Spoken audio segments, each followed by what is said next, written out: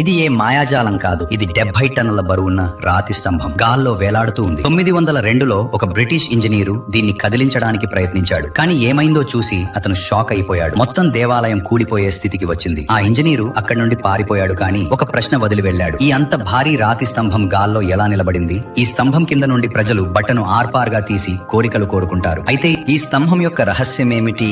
ఈ రహస్యం యొక్క మొదటి ఘట్టం మనల్ని రామాయణ కాలానికి తీసుకెళ్తుంది. ఇదే ఆ పవిత్ర భూమి. ఇక్కడే సీతమ్మను రావణుని నుండి రక్షించడానికి ప్రయత్నిస్తూ గాయపడిన జటాయువు తన చివరి శ్వాసతో పోరాడుతుండగా శ్రీరాముడు చూసి అతనికి మోక్షం ప్రసాదించాడు. అప్పుడే తెలుగులో లేపక్షి అన్నారు. ఆ దివ్య సంభాషణ నుంచే ఈ ప్రాంతానికి లేపాక్షి అనే పేరు వచ్చింది. కానీ ఆశ్చర్యం ఏమిటంటే ఈ దేవాలయం శ్రీరాముడిది కాదు, భోళా శంకరుని అత్యంత క్రోధమయమైన శక్తివంతం రూపమైన వీరభద్రుడికి అంకితం చేయబడింది. 16వ శతాబ్దంలో శివుని ఆ మహాశక్తి రూపాన్ని ఆరాధించేందుకు ఈ ఆలయం నిర్మించారు. దేవాలయం దగ్గరలోనే ఒకే రాతి గట్టును చెక్కి రూపొందించిన 27 అడుగుల పొడవు 15 అడుగుల ఎత్తుగల భారతదేశంలోని అతిపెద్ద నంది ఉంది. మరియు దేవాలయం లోపల మహోత్కృష్టమైన నాగలింగం ఒకే రాయితో చెక్కబడి ఉంది. దాని శిల్పులు కేవలం 1 గంటలోనే తీర్చిదిద్దారని అంటారు. ఇక్కడి దగ్గరలోనే ఉన్న విశాలమైన పాదముద్ర ఏ ఋతువులోనైనా రహస్యంగా నీటితో నిండి ఉంటుంది. ప్రజలు దీన్ని స్వయంగా శివుడి పాదంగా భావిస్తారు. శివ భక్తులందరూ కామెంట్ లో హర హర మహాదేవ్ తప్పకుండా రాయండి. మరిన్ని వీడియోల కోసం లైక్, సబ్స్క్రైబ్ చేయండి.